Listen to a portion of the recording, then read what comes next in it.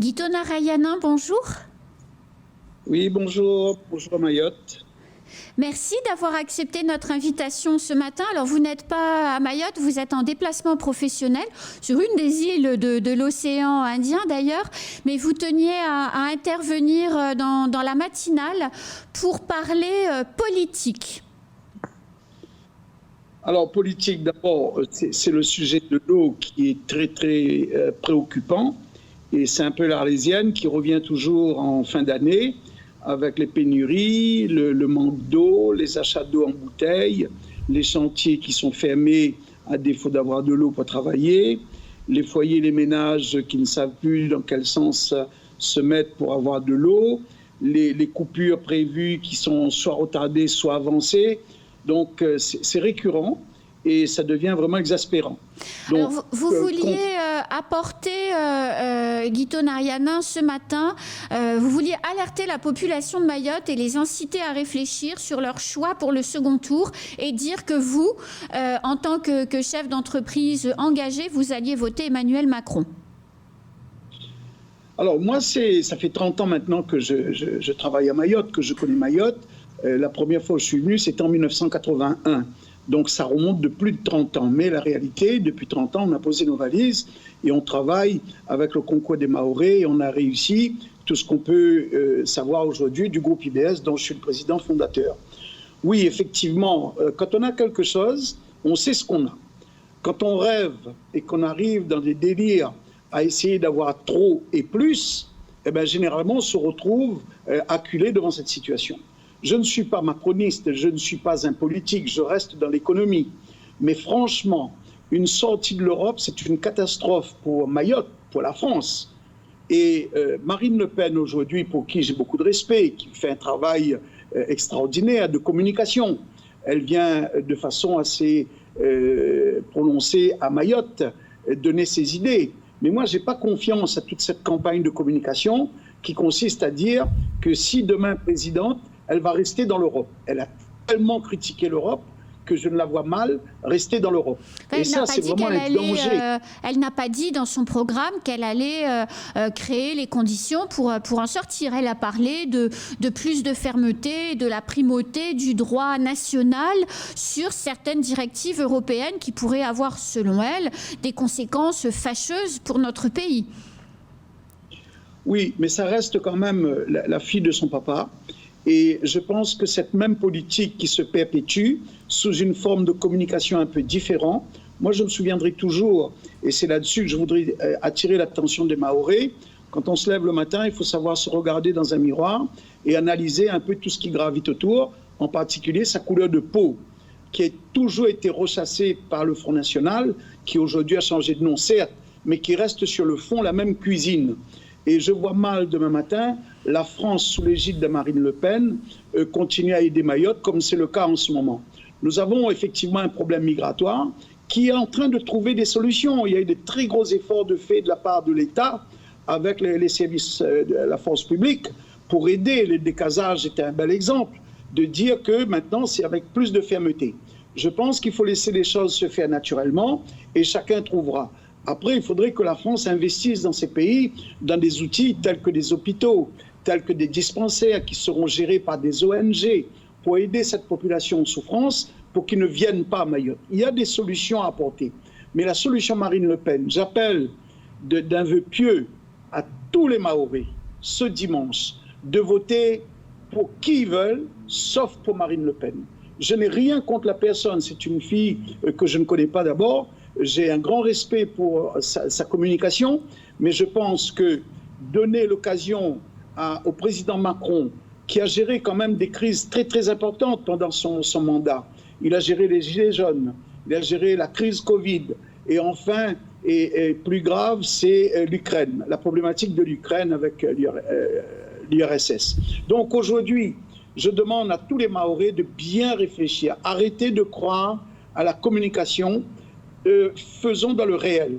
Nous avons des fonds européens. Sans l'Europe, Mayotte, c'est rien. Sans l'État, avec la volonté qu'on connaît aujourd'hui, Mayotte, c'est rien. Quand on regarde un projet comme le Caribus, eh ben vous allez voir, sans l'État, sans les fonds européens, on ne fera rien. Mais Marine Le Pen ne fait pas comme ça, mais elle est contre l'Europe. elle a affiché, elle a suffisamment dit et répété. Aujourd'hui, elle change de posture, mais elle reste quand même opposée à l'Europe. Il faut le savoir. Mais Guito Narianin, c'est curieux votre position parce que depuis depuis fort longtemps, vous prenez la défense des Mahorais, vous expliquez la situation très souvent des personnes qui travaillent pour vous, des choix qu'ils font et du fait que vous souteniez ces choix. Or, au premier tour de l'élection présidentielle, les électeurs mahorais ont massivement voté pour Marine Le Pen puisqu'elle a obtenu 42,67% des voix. Alors pourquoi est-ce que cette fois, sur ce sujet en particulier, vous n'allez pas dans le sens de la population et vous prenez une position un peu radicalement différente? Je ne prends pas une position radicalement différente. Au premier tour, il y avait un grand nombre de candidats. Honnêtement, je ne voyais pas les choses comme ça. Maintenant, on est face à un danger. On est face au même danger que le président Chirac de l'époque était en face de Jean-Marie Le Pen. Et nous avons vu toute la population française se lever et ils ont voté massivement pour le président Chirac, ce qui a fait de lui président.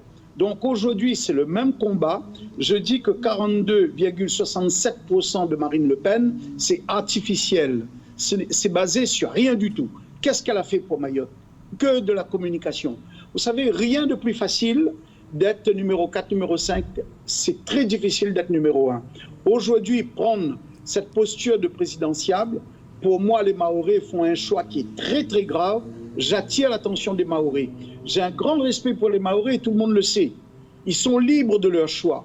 Je donne juste une orientation qui me semble légitime, propre, équitable pour Mayotte de demain, pour qu'elle continue avec l'Europe, avec l'État français en appui, pour rattraper tous ces retards.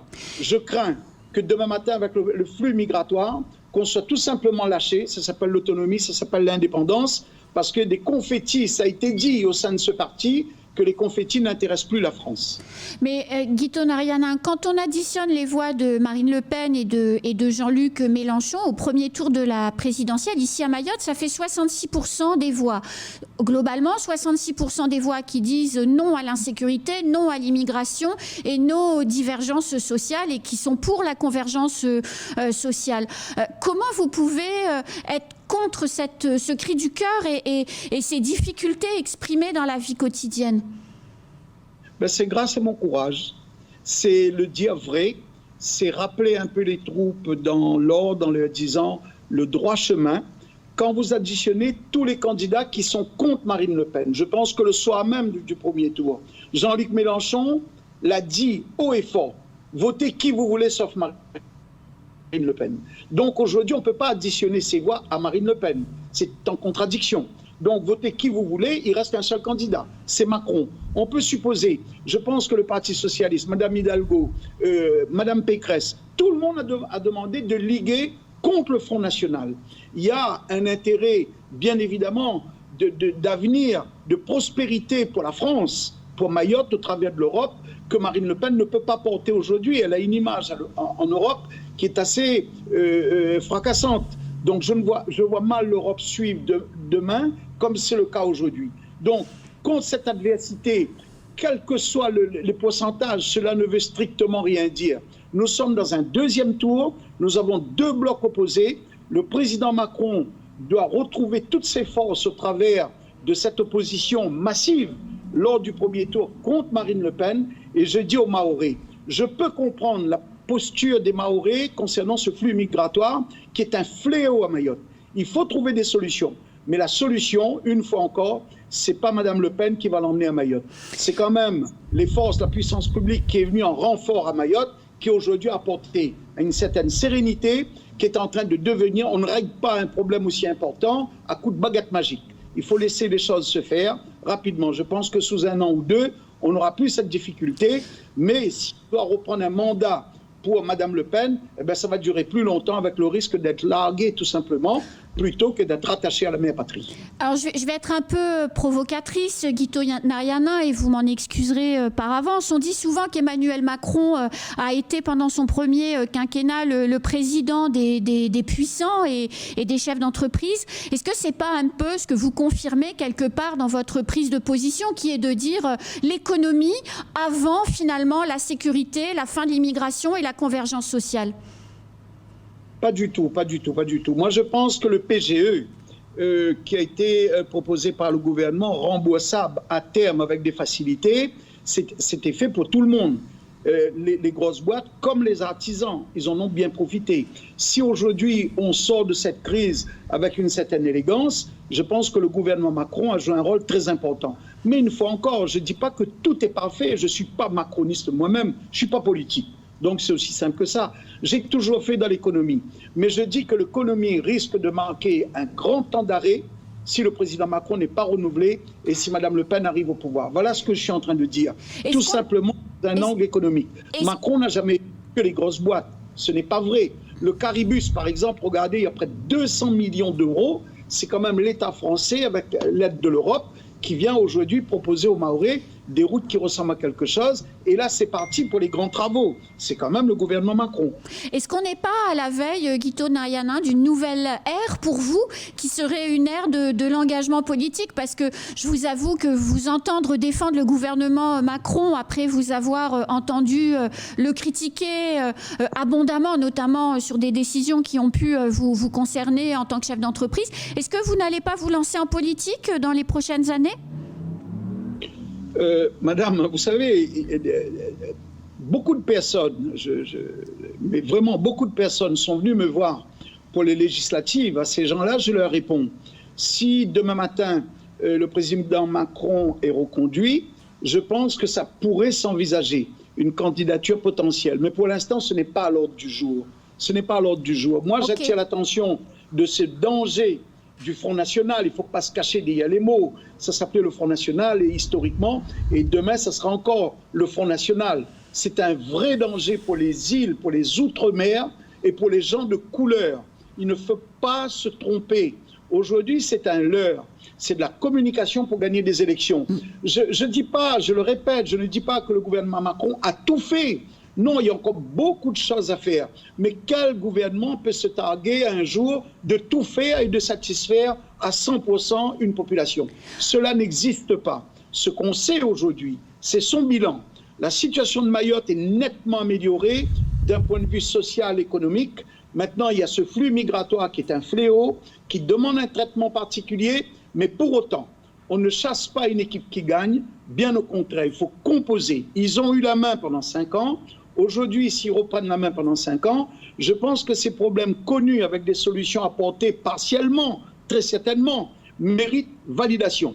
Donc je ne suis pas forcément macroniste, je suis tout simplement réaliste et au nom de mes 350 salariés et de mes 50 sous-traitants, nous représentons 2000-2200 bouches à nourrir par jour, je suis très inquiet. Je demande aux Mahorais de se concentrer, de lire, d'aller regarder les programmes de ces politiques. Eh bien, vous allez voir que tout ça, c'est de la communication, mais il n'y a rien de vrai. Les Outre-mer n'ont jamais trop intéressé parce qu'on a la réputation de coûter trop cher à la mère patrie. Imaginez tout simplement Mayotte, ce qu'on touche aujourd'hui de l'État français et des fonds européens, si on devait supprimer ça au profit d'une indépendance ou tout simplement d'une espèce d'autonomie de Mayotte, eh ben, ça serait une catastrophe. Alors, moi, je ne peux pas plus. C'est pas possible d'accepter ça et je me battrai pour que cela n'arrive pas. Voilà l'objet de mon combat. Alors, il y a le temps passe et c'est déjà presque la fin de ce temps de parole, Guito Narianin. Et il y a un autre point que je voulais aborder avec vous, c'est l'usine de dessalement de l'eau de Petite Terre. Vous allez en justice pour faire annuler un certain nombre des avenants au contrat de la SMAE et de Vinci. Vous pouvez nous expliquer globalement pourquoi vous engagez ces actions en justice ? Alors, nous avons engagé une action en justice contre des avenants donnés à la légère, en particulier l'avenant numéro 6, qui pour un marché de 8 700 000 et quelques, 8 735 420 € pour faire une usine qui ne fonctionne pas. Nous protestons contre l'avenant numéro 7 qui proroge le marché de 4 ans de plus avec une augmentation potentielle de l'eau et tout ça sans obligation de résultat. Nous disons que c'est scandaleux et par APVA, le 5 avril, nous avons déposé notre requête. Je l'avais promis aux Mahorais, beaucoup se sont joints à nous et je peux comprendre. Là-dedans, il y a des familles qui travaillent soit au SMEAM, soit à la SMAE. Il y a des gens qui ont des affinités, il y a des politiques, ils ont peur. Je pense que cette culture de la peur pèse de tout son poids. Moi, j'ai peur de moi-même déjà, sinon personne d'autre. Donc, j'ai déposé un recours avec toutes les justificatifs. La première requête, c'est de demander l'annulation de l'avenant numéro 6 et numéro 7. Et j'attire l'attention de ces gens qui sont en place sur l'avenant numéro 8, qu'il s'agit de redonner encore de l'argent pour un travail qui a été mal fait. Vous savez, quand on a un marché en conception-réalisation, c'est-à-dire pour 8 735 420 €, il devait fournir 5 300 mètres cubes d'eau par jour. Il faut savoir qu'aujourd'hui, le résultat est médiocre. Ils fournissent avec beaucoup de difficultés 1200 mètres cubes. Si bien qu'on continue à envoyer de l'eau sur petite terre, avec la puissance électrique des moteurs qui consomment de l'énergie. Donc tout ça n'est pas normal. Je pense que les pouvoirs publics devraient s'intéresser de très près à ce marché qui dépasse le cap de la mafia. Il ne faut pas avoir peur des mots. Et je pèse mes mots en disant ça.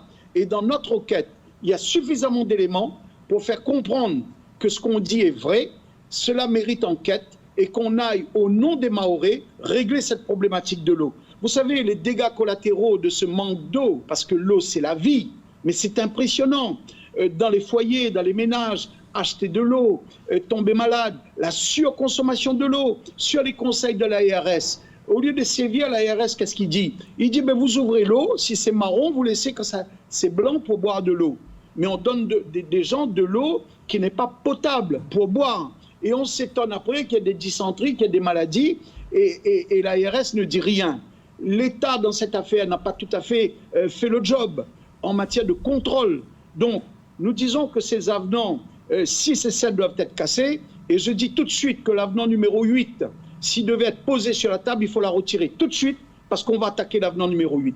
Aujourd'hui, je ne peux pas attaquer l'avenant numéro 8. Je sais qu'on est en gestation, mais ça ressemble plus à une magouille politico-financière plutôt que aider la population. Donc, nous surveillons tout ça de très très près. Et oui, je le dis avant que vous me posiez la question, oui, j'ai des comptes à régler avec Vinci parce que leur façon de faire les choses avec le réseau mafieux qui gravite autour, prendre un marché pendant toutes ces années. Depuis 2006, la plaisanterie dure et ça va aller jusqu'à 2026 par le biais des avenants. C'est scandaleux. Pendant 18 ans, ils ont défait et ils ont refait ce marché au profit du groupe Vinci. La SMAE, c'était la Sogea qui était passée à la SMAE. SMAE qui était payé quand même 300 000 € pour monter le marché, l'avenant numéro 6 pour le marché de 8 700 000 quelques. Eh bien aujourd'hui, tout ça ne fonctionne pas et on dit rien. On dit rien. Enfin, on laisse ces choses. On passe son temps à dire il n'y a pas d'eau, il faut acheter des bouteilles, mais on ne dit rien. Les élus du SMEAM ont refusé de donner les 2,6 millions pour financer les travaux, pour tenter de réparer cette usine qui ne fonctionne pas comme vous l'avez décrit. Il faut quand même le souligner. Les élus ont dit non et c'est l'État qui a décidé de payer, de remettre 2,6 millions au pot en plus des 8,7 millions que vous venez d'expliquer. Alors, l'État, c'est quand même les contribuables. Oui. Je dis que tout ça, le tribunal devra se prononcer dessus. En vertu de quoi? On a payé 8 700 000 pour un travail qui est mal fait. C'est un marché qu'on appelle conception-réalisation. Ça veut dire ce que ça veut dire. Ça veut dire que vous êtes payé, vous avez une obligation de résultat.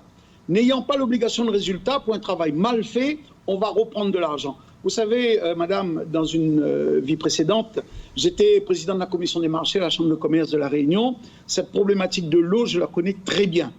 Nous avons lancé le marché de l'aquarium de Saint-Gilles et le pipe pour prendre de l'eau en mer est porté à presque 1 kilomètre pour avoir de l'eau pure pour alimenter les aquariums. Quand eux, ils ont lancé le marché, ils ont mis le pipe pour prendre de l'eau dans le lagon. Donc, dès que ça aspire en marée basse, ça aspire les pas. algues, ça aspire du sable et ça pourrit tous les filtres. Donc, c'est dans la conception-réalisation que c'est mal fait. Donc, on leur demande du résultat. Aujourd'hui, au lieu de donner des résultats, on fait un avenant numéro 8 et on donne 2 millions. On est déjà à la fin de ce temps de parole. Merci beaucoup, Guito Narianin, d'avoir été avec nous ce matin, alors que je sais que vous avez une semaine très chargée. Merci beaucoup. Et puis, la prochaine fois, vous serez avec nous en plateau. C'est avec beaucoup de plaisir et je vous remercie beaucoup, ainsi que tous les Maoris qui ont prêté l'oreille. Eh bien, c'est la fin de ce temps de parole. Tout de suite, la suite de nos programmes.